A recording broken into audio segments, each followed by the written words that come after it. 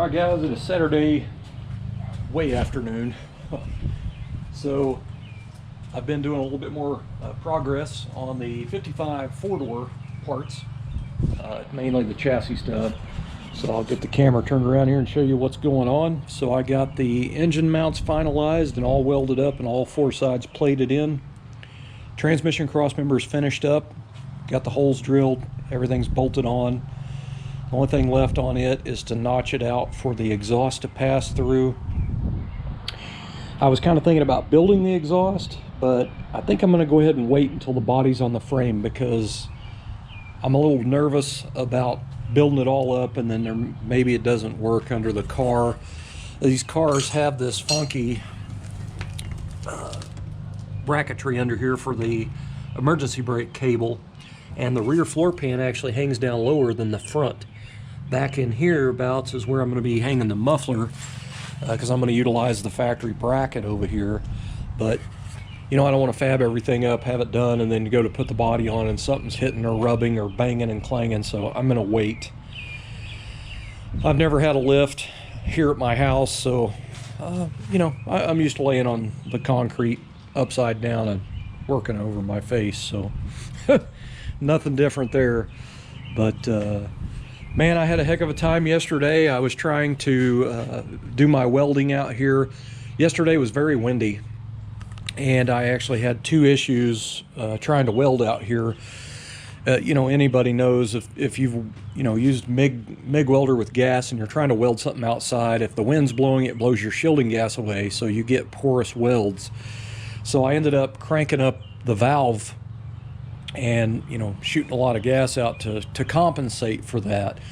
The other problem I had was, it happens regularly. The last two spools of wire that I've bought has been the Lincoln brand. I always buy the small spools because I can't afford to go down and buy a big giant spool. I can just buy those $10 ones. The last couple I've got have actually been binding up. Like, they're not wound on the spools correctly, so when you're trying to weld and make it look nice, it'll stop. So it stops feeding wire. So I have to come over here, open the door up, and I have to pull on the wire. Sometimes I have to go in there and cut it and refeed it back through the gun. I mean, it was a pain in the butt. What I ended up doing yesterday was, here recently they have built a new Tractor Supply on the other side of our housing addition over here. So it is very convenient. Instead of me having to drive to town, I can just drive across the street.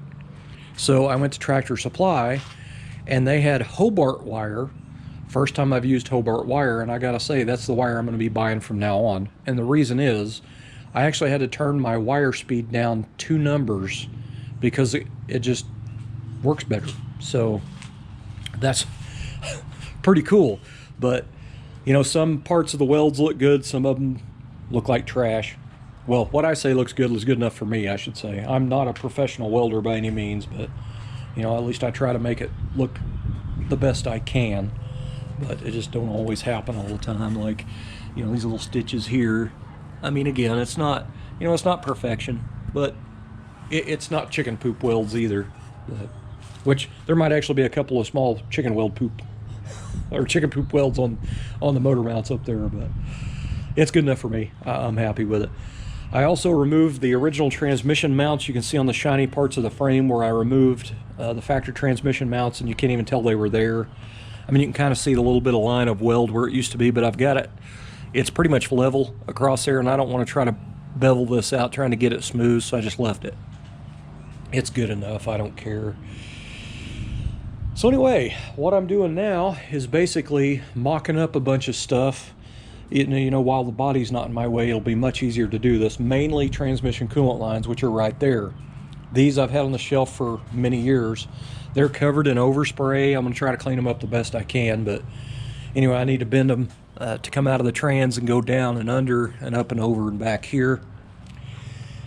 I am kind of thinking that I might run a transmission cooler on the front of the radiator. I just don't know yet. 55s, it's kind of tough to put one of these external coolers on there because your hood latch is very close to that radiator when your radiator's in the 6-cylinder position. So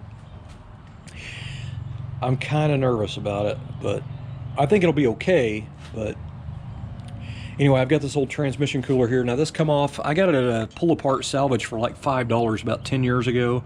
This is a very nice cooler, very lightweight, and it come off, I want to say it was off a Tahoe. I was walking the GM aisle and I just happened to look over and seen this, and I just unbolted it and took it. But anyway, I'm thinking about putting it somewhere up here, but I'm probably going to utilize this bracket here that I already have partially fabbed up here. This is just a bunch of strap steel I'd built, but I had built it where it pretty much goes on the front of the radiator like that, you know, pretty much anywhere I want. But it seems like I ran into a hood latch brace issue, and that's why I didn't end up using it. It seems like I was going to have to notch the back of the hood brace out, which I can still do to this car. It doesn't bother me. But I really like those coolers on the transmissions, so I may try to utilize it.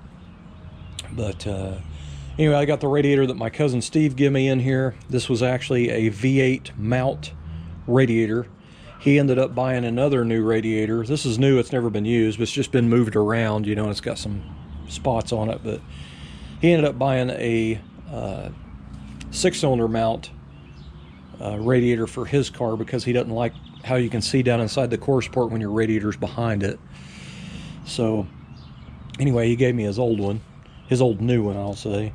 But anyway, I had the core support that I have is for a 6-cylinder, so it's all kinds of messed up. So what I ended up doing was I just welded some strap on here. Now I'm going to fully weld these all the way. Right now I just have 2 tacks on each side of them, so there's 4 tacks total. But you know, I'm going to end up fully welding this, and I'm going to go back in here and I'm going to grind this off, and you know, it'll smooth it out and it'll look like it's made onto it. And then I've already got these marked with a Sharpie where they're sticking out, and after I pull the radiator out, I'm going to cut those off and then barely round the edges on it. I would rather have used a long piece of steel. All I've got is scraps here, so this is the only way I could do it. It'll be just fine. And then I went through my little buckets of hardware there, and I had some little stainless button heads, and used some serrated flange nuts here. So it ended up working out pretty good.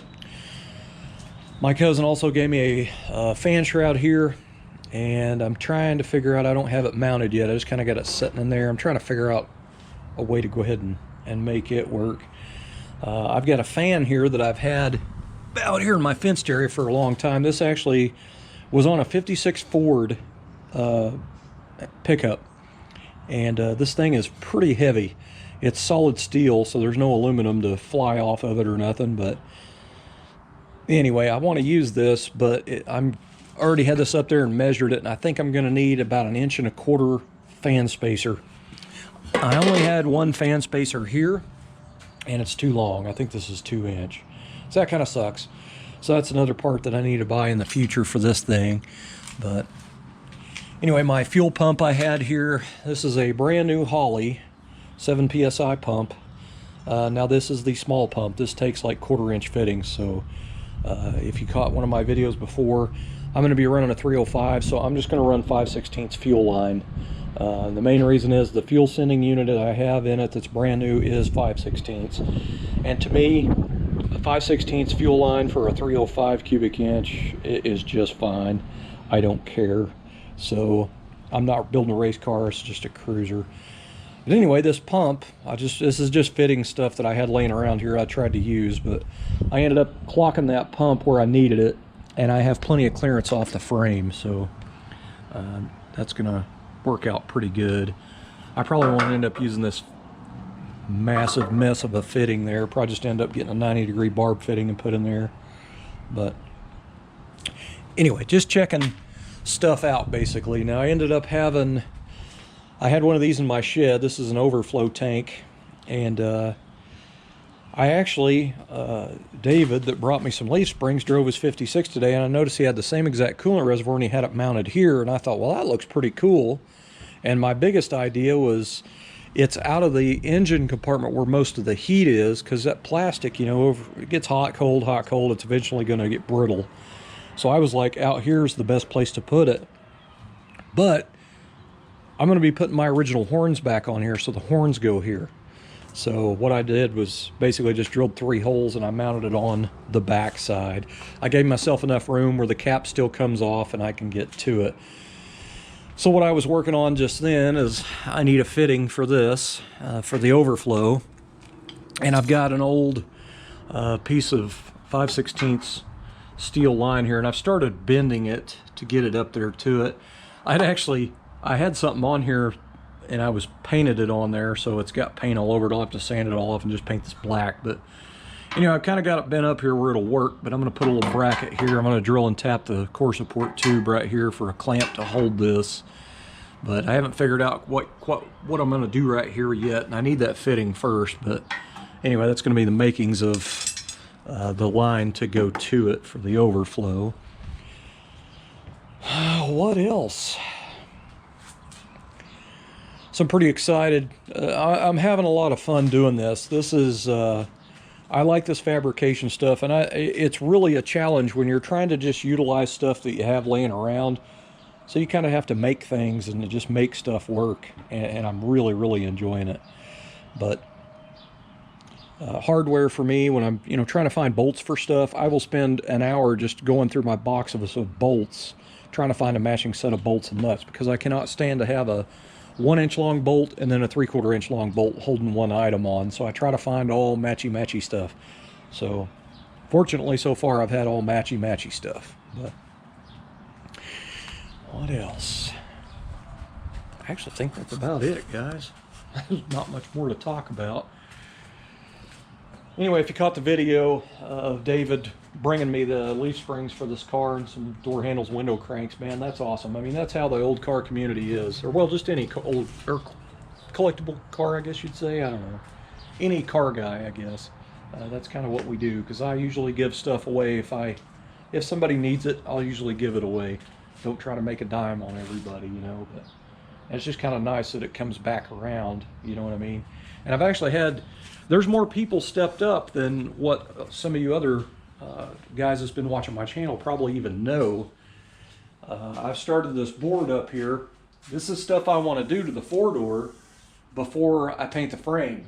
So this is stuff I want to get done first, and then down here I decided to put in a section for the subscribers for the donations they've done.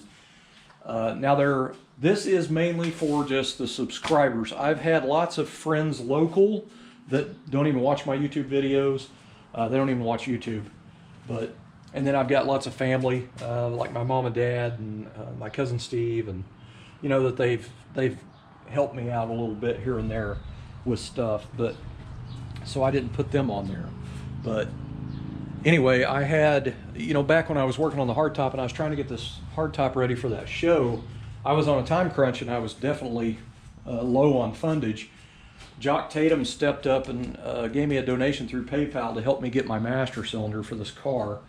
And William 56, of course this is their YouTube names, but anyway, Williams 56 actually sent me the 2 needed body mounts. If you remember my video, I had all the parts for this 4-door laid out in the driveway.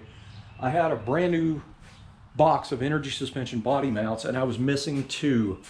He actually had the extras, the same exact brand, energy suspension. I got the complete 2 pieces I needed, which was the upper and lower cushions, the big gold washers, and the gold sleeve. So now I have a complete energy suspension urethane body mount set for that car, thanks to him. Sent it to me free of charge, paid shipping and everything. That's awesome. And then of course David's 56, that is David that brought the leaf springs today, which that was a really huge help, because I was going to end up having to put my old springs back on here. If you didn't catch that video, I've got mixed match springs that came on this car. That's why I had a 1-inch lean to the driver's side. So he brought me 2 leaf springs today, and one of them is actually a little lower than the other. I'd say that's a good 1/2 inch lower than the other. So this one I'm going to re-arch. I'll take this apart and re-arch it and get it up to match this one. I have done that quite a few times in the past, but these springs are in so much better shape than mine. Mine are wore into the metal real bad. These are not. He'd also put new bushings in. They got a little bit of dry rot, but they're, like the original ones, it was on the ones I pulled out of here, were shot. And if you've ever had to replace those, they suck. And then back here, they don't have any bushings in them right now, but I have a brand new set in the package, which I don't know how I ended up with 2 sets, but I do. But they just go in here. It's just 2 double cushions that go in there. In case you don't know, 55 is all its own on this shackle mount here. 56 is bigger. I don't know why GM updated that, but they did for some reason. But anyway, the springs are the same, but the 56 shackle hangers are different because this is wider. So those springs will definitely work with what I got. So, man, I tell you, it's coming together. I'm trying to do the best I can with what I got, and sometimes it is very, very tough, you know. But at least I'm enjoying it, and that is all that matters. To me, it's a lot of fun trying to make stuff work together. And especially when you take junk out of a junk pile and make something work.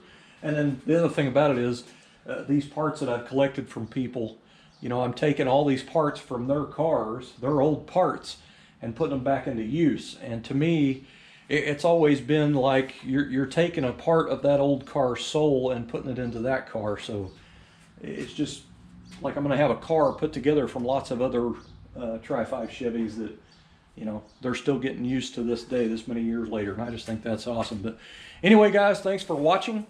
And please subscribe if you have not done that.